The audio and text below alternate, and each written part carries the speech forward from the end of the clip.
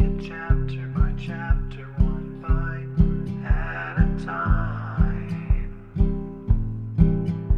So many adventures and mountains we can climb.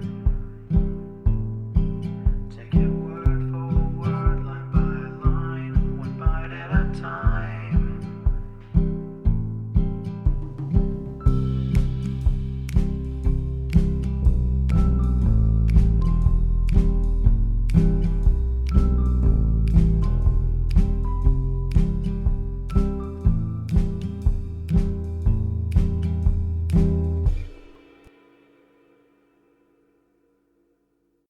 Welcome to Bite at a Time Books, where we read you your favorite classics one bite at a time. My name is Bree Carlile, and I love to read, and wanted to share my passion with listeners like you. If you want to know what's coming next and vote on upcoming books, sign up for our newsletter at biteatatimebooks.com. You'll also find our new t-shirts in the shop, including podcast shirts and quote shirts from your favorite classic novels. Be sure to follow my show on your favorite podcast platform so you get all the new episodes. You can find most of our links in the show notes. But also our website, biteatatimebooks.com, includes all of the links for our show, including to our Patreon to support the show, and YouTube, where we have special behind the narration of the episodes. We're part of the Bite at a Time Books Productions Network. If you'd also like to hear what inspired your favorite classic authors to write their novels, and what was going on in the world at the time, check out the Bite at a Time Books Behind the Story podcast, wherever you listen to podcasts. Please note, while we try to keep the text as close to the original as possible, some words have been changed to honor the marginalized communities who've identified the words as harmful, and to stay in alignment with Bite at a Time Books' brand values. Today we'll be continuing Little Women by Louisa May Alcott. 14. Secrets. Jo was very busy in the garret, for the October days began to grow chilly and the afternoons were short.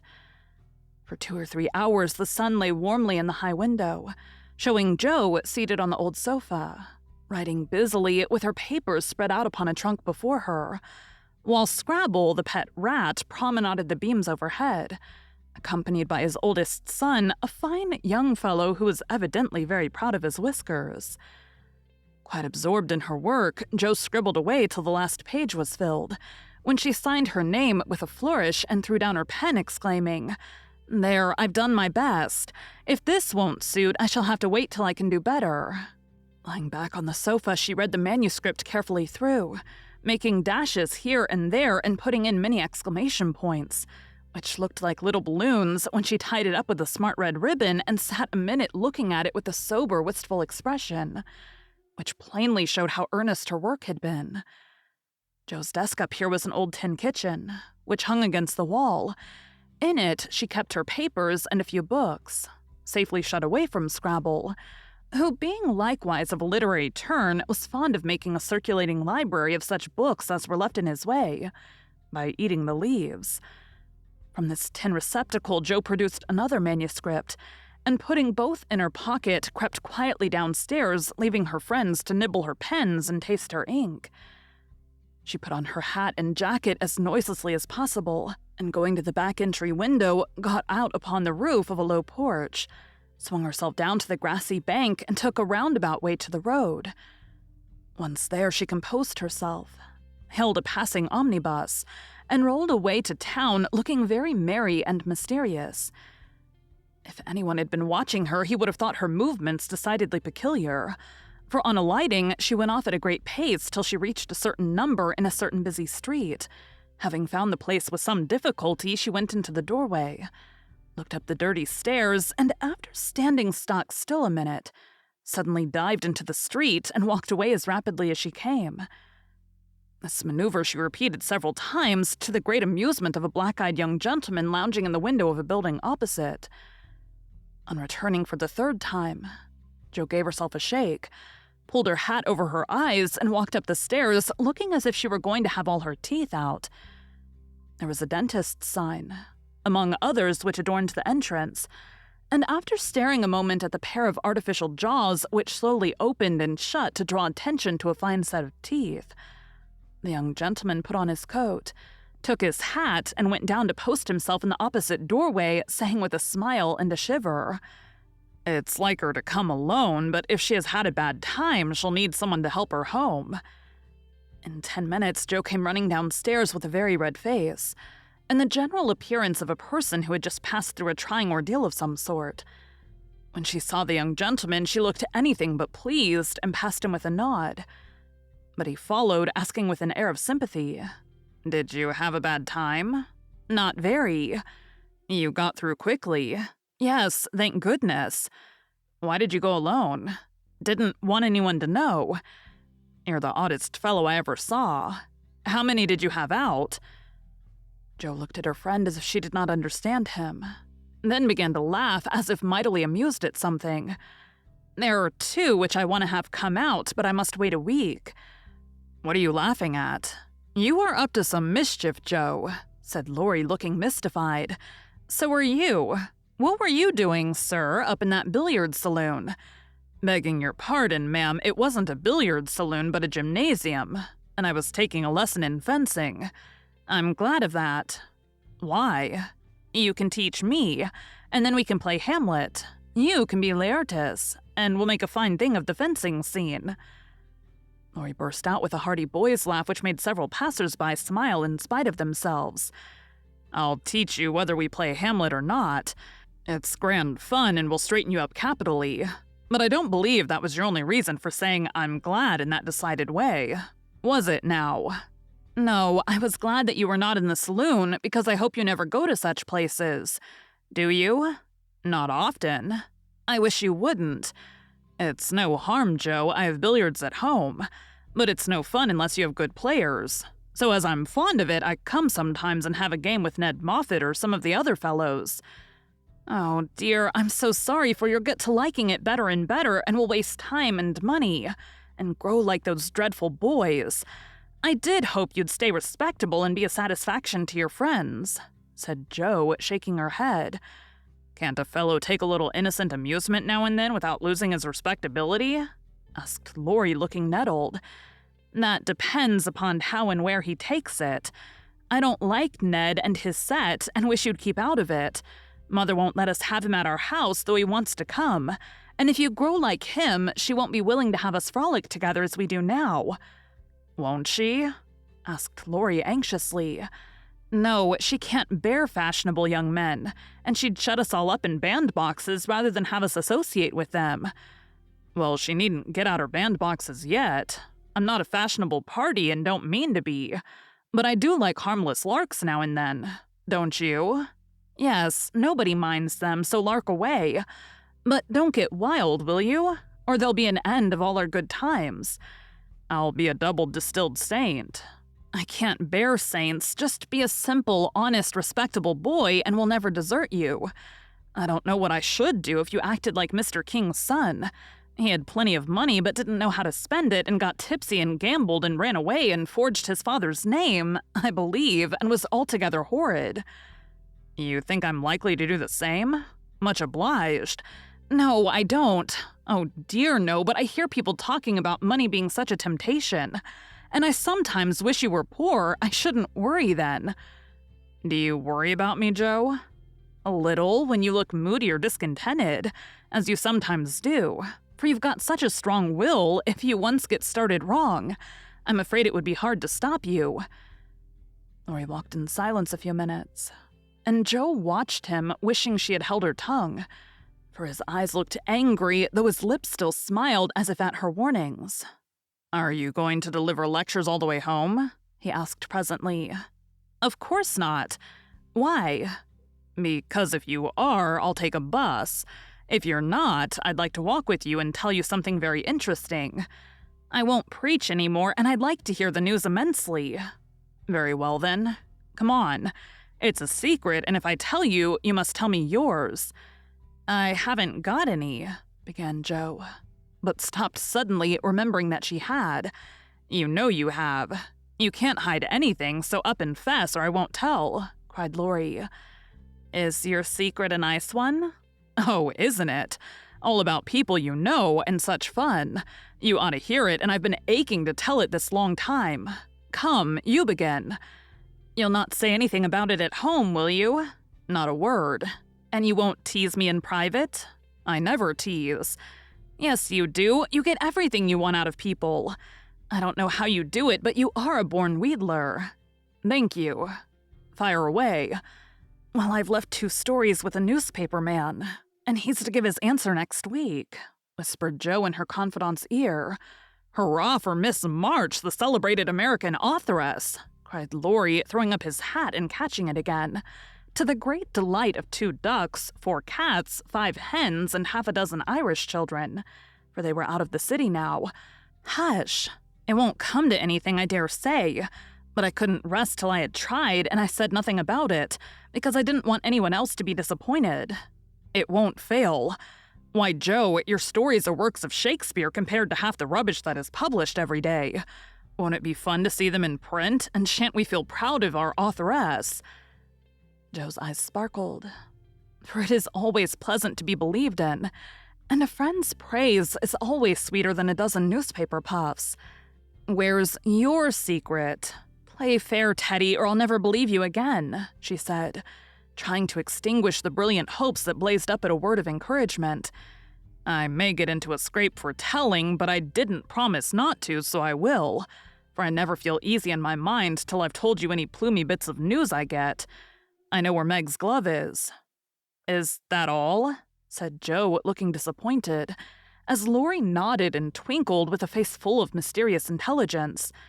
It's quite enough for the present, as you'll agree when I tell you where it is. Tell, then. Laurie bent and whispered 3 words in Jo's ear, which produced a comical change. She stood and stared at him for a minute, looking both surprised and displeased, then walked on, saying sharply, How do you know? Saw it. Where? Pocket. All this time? Yes. Isn't that romantic? No, it's horrid. Don't you like it? Of course I don't. It's ridiculous. It won't be allowed. My patience, what would Meg say? You're not to tell anyone. Mind that.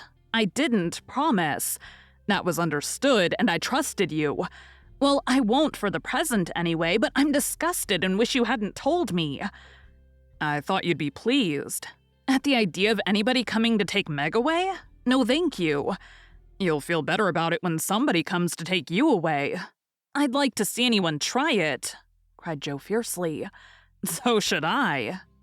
And Laurie chuckled at the idea. I don't think secrets agree with me. I feel rumpled up in my mind since you told me that, said Jo rather ungratefully. Race down this hill with me and you'll be all right, suggested Laurie. No one was in sight. The smooth road sloped invitingly before her, and finding the temptation irresistible, Jo darted away, soon leaving hat and comb behind her, and scattering hairpins as she ran. Laurie reached the goal first and was quite satisfied with the success of his treatment, for as Atalanta came panting up with flying hair, bright eyes, ruddy cheeks, and no signs of dissatisfaction in her face. I wish I was a horse. Then I could run for miles in the splendid air and not lose my breath. It was capital, but see what a guy it's made me. Go pick up my things like a cherub as you are, said Jo, dropping down under a maple tree which was carpeting the bank with crimson leaves. Laurie leisurely departed to recover the lost property, and Jo bundled up her braids, hoping no one would pass by till she was tidy again. But someone did pass. And who should it be but Meg, looking particularly ladylike in her state and festival suit, for she had been making calls.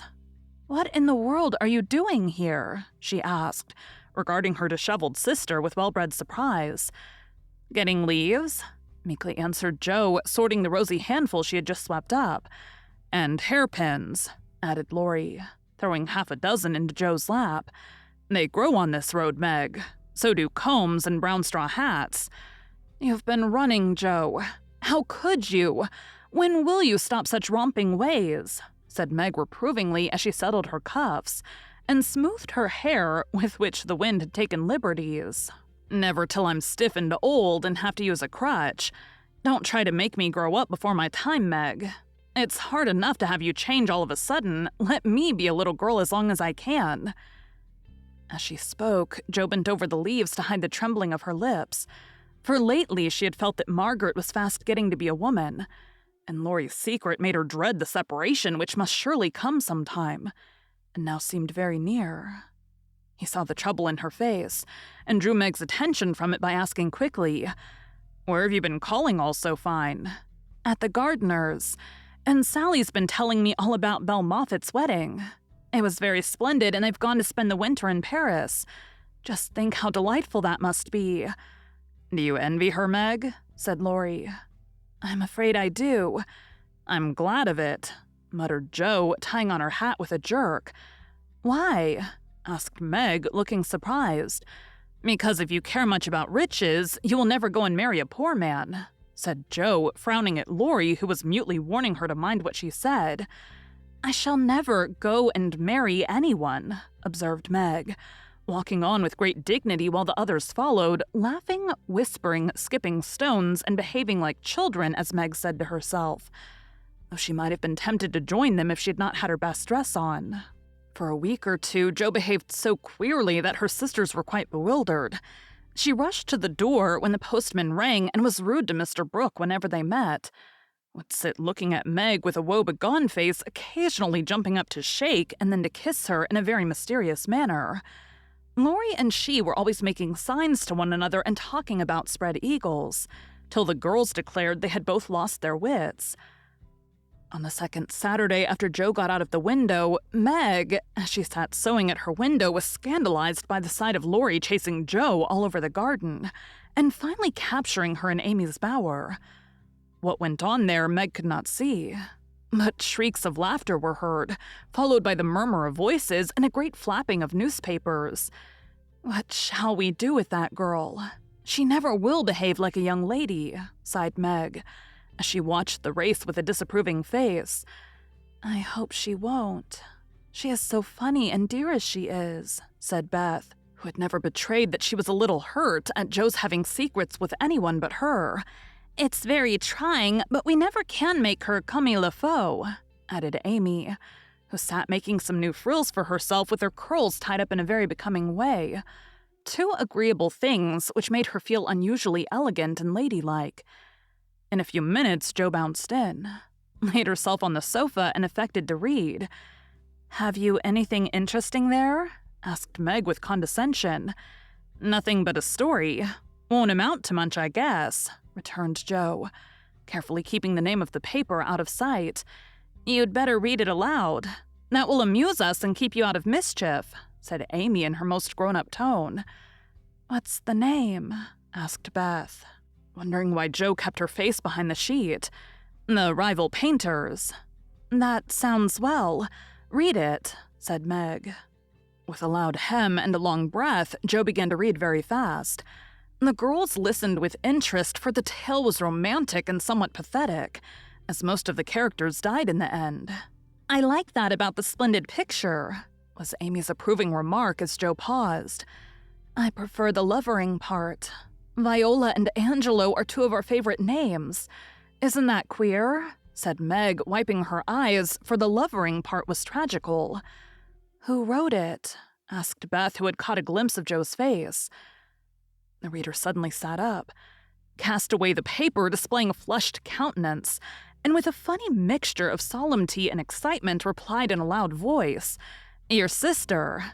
"You?" cried Meg, dropping her work. "It's very good," said Amy critically. "I knew it. I knew it. Oh, my Jo, I am so proud."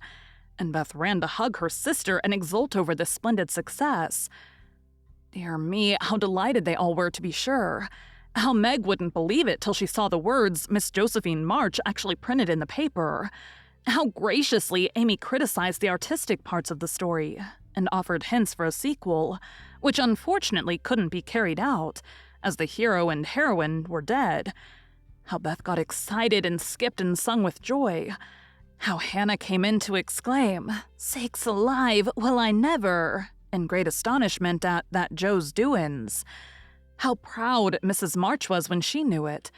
How Jo laughed with tears in her eyes as she declared she might as well be a peacock and done with it, and how the spread eagle might be said to flap his wings triumphantly over the House of March as the paper passed from hand to hand. Tell us about it. When did it come? How much did you get for it? What will Father say? Won't Laurie laugh? Cried the family all in one breath as they clustered about Jo. For these foolish, affectionate people made a jubilee of every little household joy. "Stop jabbering, girls, and I'll tell you everything," said Jo, wondering if Miss Burney felt any grander over her Evelina than she did over her rival painters. Having told how she disposed of her tales, Jo added, "And when I went to get my answer, the man said he liked them both, but didn't pay beginners, only let them print in his paper and notice the stories. It was good practice, he said, and when the beginners improved, anyone would pay. So I let him have the 2 stories, and today this was sent to me, and Laurie caught me with it and insisted on seeing it, so I let him, and he said it was good, and I shall write more, and he's going to get the next paid for. And I am so happy, for in time I may be able to support myself and help the girls." Jo's breath gave out here, and wrapping her head in the paper, she bedewed her little story with a few natural tears. For to be independent and earn the praise of those she loved were the dearest wishes of her heart, and this seemed to be the first step toward that happy end. Thank you for joining Bite at a Time Books today, while we read a bite of one of your favorite classics. Again, my name is Bree Carlile, and I hope you come back tomorrow for the next bite of Little Women. Don't forget to sign up for our newsletter at biteatatimebooks.com and check out the shop. You can check out the show notes or our website, biteatatimebooks.com, for the rest of the links for our show. We'd love to hear from you on social media as well.